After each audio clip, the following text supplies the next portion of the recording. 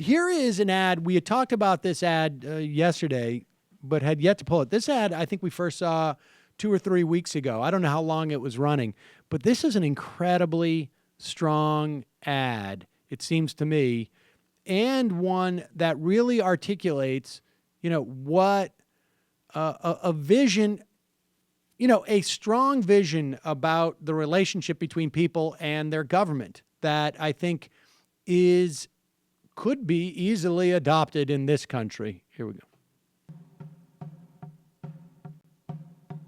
We know we live in a land with riches for all.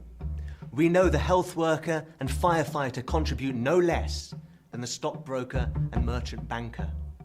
We know there is no chief executive or shareholder value without the worker. We know that wealth, privilege and power are carved up in obscene fashion. We have had enough. We have had enough. We've had enough. We demand health, work, home, education and care in time of need. Not subject to grand profiteering, but planned, transparent, executed in efficient fashion under democratic control. Using our intelligence and imagination. We demand the full fruits of our labour. We demand the right to contribute and recognise the obligation to share. Power concedes nothing without demand. It never did, and it never will. We have one short, precious life. We demand a chance to be all that we can.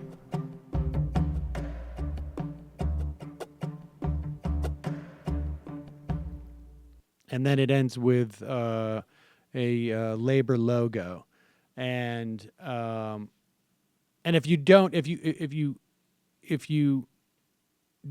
can't see the ad, but it's there's a lot of diversity in the people who are speaking, and it's a filmmaker, Ken Loach, did that ad for labor, and I think it's very powerful. I mean, because you have this speaks to that Zach Carter Twitter thread that Cliff and I spoke about, and we're going to link to on the on majority.fm, which is you are railing against the aristocracy and the establishment. You are also saying that, but you're not railing against the institution, and you're also not saying that, hey, we're doing great.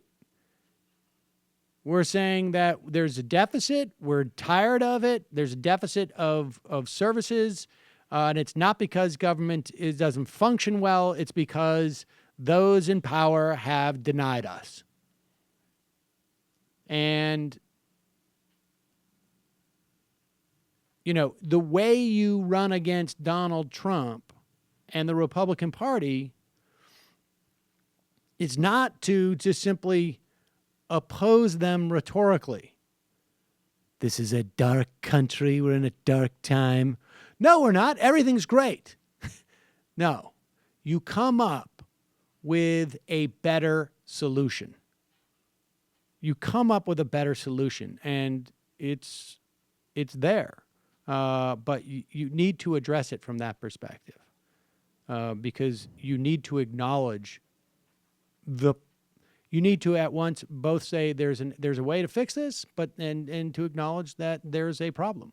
I thought and I also like the point that Cliff made in that, which is that when you run this broad inequality and corruption message, that it's a repudiation of Brexit, but I think that it's true that even people who are like, hey, I'm doing pretty well, but I don't appreciate such just sort of rank corruption, essentially, and misallocation of resources. There's no contradiction between that message and even people who, clearly not in the UK. You got a lot of upper end earners. The Independent's reporting that Corbyn was 2,227 votes away from becoming prime minister. Wow. That's Recount. Frustrating. Yeah. Hi, folks. Sam Seder here. We still need your help on our Patreon page. YouTube ads have come back, but not nearly as much as we had before. So if you can help us out, any little bit helps. Head over to our Patreon page right at this URL and you'll help us keep helping you by making videos?